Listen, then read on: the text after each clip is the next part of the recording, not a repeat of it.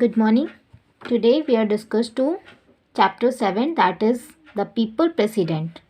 So उसका second part हम लोग पढ़ेंगे the a day in a life of young Kalam, यानी APJ अब्दुल कलाम का जब वो यंग थे तो उनकी लाइफ कैसी थी वो हम उनके बारे में जानेंगे. So young Kalam would get up at 4 o'clock in the morning, take a bath and go to his teacher Semiyar to study mathematics. A unique math teacher, Semiyar offer free tuition to 5 students every year. So Kalam mother would help him get ready for the early tuition. After Kalam came back at 5:30 a.m., his father would take him for namaz, followed by Quran lesson at the Arabic school. After that, Kalam would go to the railway station to collect newspaper which he distributed around the town. Kalam returned home at 8 a.m. to simple breakfast. He was given more food than the other children because he was studying and working at the same time. One day when his brother and sister had eaten, Kalam continued eating chapatis. After the meal, Kalam's elder brother took him aside and scolded, "Do you know what was happening? You went on eating chapatis and mother kept giving them to you. She has given you all her chapatis. It is difficult time. Be a responsible son and do not make your mother starve." Overcome with emotion, Kalam rushed to his mother and hugged her. Kalam's mother also made sure that he could study as much as he wanted. With no electricity, the house was lit by kerosene lamp, which burned between 7 and 9 p.m. But Kalam's mother gave him a small kerosene lamp so that he could study up to 11 p.m. So young Kalam जब young थे तो वो सुबह 4 बजे उठते थे और स्नान करने के बाद वो पढ़ने चले जाते थे. वो अपने टीचर से मैथमेटिक्स पढ़ते थे. उनकी जो ट्यूशन क्लास थी वो फ्री थी बिकॉज़ वहाँ पे हर साल एक ब्राइट स्टूडेंट यानी ब्राइट 5 स्टूडेंट को चुना जाता था, जिनमें से वो भी एक चुने हुए थे जिनको एक अच्छे टीचर्स, एक यूनिक मैथ्स टीचर उन्हें फ्री ट्यूशन देते थे.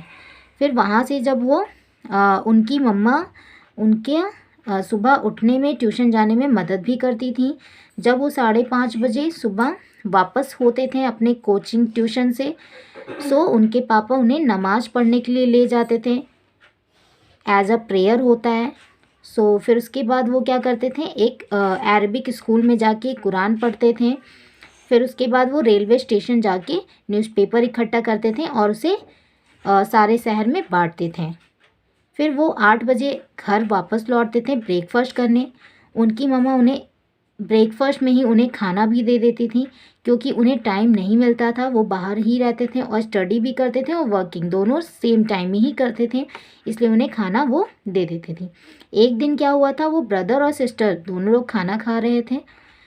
खाना खाते समय कलाम जो थे वो चपाती खाते जा रहे थे और मांग मांग के खाते जा रहे थे, जिससे कि कलाम के जो एल्डर ब्रदर थे, बड़े भाई थे, वो उन्हें साइड में ले जाके बोलते हैं कि तुम सारा खाना खा ले रहे हो, जिससे कि उनकी मदर भी वो अपना भी रोटी उन्हें दे देती हैं खाने के लिए. सो उनके भाई क्या बोलते हैं कि तुम जिम्मेदार बनो, जिससे कि मम्मी भी अपना खाना दे देती हैं, उन्हें थोड़ा समझो. तो इसलिए वो बहुत खुश वो होते हैं और जाके अपने मदर से वो हक कर लेते हैं और बोलते हैं कि उनसे बस हक करते हैं. और कलाम की जो मदर हैं वो कहती हैं कि उनकी मदर कहती हैं कि तुम जितना पढ़ना चाहते हो तुम उतना पढ़ सकते हो. उन्हें वो केरोसिन देती हैं जो कि वो 2 ही घंटा चलता है. 7 से 9 बजे तक एक लैम्प होता है, वो ही जलता है. बट वो कहती हैं कि एक छोटा केरोसिन भी देती हैं जिससे कि तुम 11 बजे तक रात में पढ़ सकते हो. In 2002, Dr. Kalam became the President of India. He remained a simple and hard-working man who would work till late at night and yet get up early to work. He was fond of children and young people. He saw them as the future of India.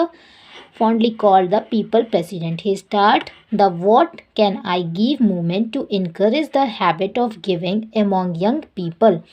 Dr. Kalam believed that education was the key to changing people's lives. He started the online project called Igniting Minds, in which students could put questions to the best scientists in India. They could even contact Dr. Kalam. A student once asked Dr. Kalam the secret to his success. His answer summed up his life: have an aim in life, acquire knowledge through all possible sources, work hard, and never accept defeat by the problem. Always defeat the problem and succeed. यानी इन 2002 में doctor कलाम एक president, India के president बन गए, जो कि वो बहुत अपनी कड़ी मेहनत से पाए। सो डॉक्टर कलाम जो थे वो अपने बहुत कड़ी मेहनत से ये मुकाम पाए थे। इसलिए उनका मानना था कि एजुकेशन जो है वो आपकी लाइफ को चेंज कर सकता है। आपके लाइफ को वो चेंज कर सकता है, फ्यूचर लाइफ आपका ब्राइट कर सकता है। उन्होंने एक ऑनलाइन प्रोजेक्ट भी बनाया था जिसका नाम था इग्निटिंग माइंड्स। उनसे जो डॉक्टर कलाम थे, उनसे एक स्टूडेंट पूछा था कि आपके सक्सेस का क्या सीक्रेट है। उन्होंने आंसर दिया था कि अपने लाइफ में एम चुनो कि तुम्हें बनना क्या है, फिर उस हिसाब से उसे पॉसिबल करो कि वो चीज़ हो सकता है वो तुमसे, और उससे फेस करना सीखो और प्रॉब्लम को भी फेस करना सीखो, और बहुत हार्ड वर्किंग भी करना होता है जिससे कि आप अपना जो भी सक्सेस पाना चाहते हो वो पा सकते हो। इससे लर्न पार्ट क्या है, इससे हम क्या सीखें इस चैप्टर से? Hard working and discipline lead to success. Education is the key to a better life for all. Failure should not stop us from attaining our goal. ठीक है, यानी कि हमें हमेशा हार्ड वर्क करना चाहिए, वो आपको सक्सेस बनाता है, और जो एजुकेशन है वो आपके लाइफ को बेटर करता है, फ्यूचर ब्राइट करता है, अच्छा करता है। और अगर आप एक बार फेल हो जाते हो आप ये मत सोचो कि आप आगे नहीं बढ़ सकते। उसे भूल के एक अच्छा हार्ड वर्किंग करने के बाद आप अपने एम को सक्सेस कर सकते हो। ओके, इसके वर्ड मीनिंग को आप अच्छे से लर्न करिएगा और इस चैप्टर को फिर से रीड करिएगा और अच्छे से पढ़िएगा। Okay, bye.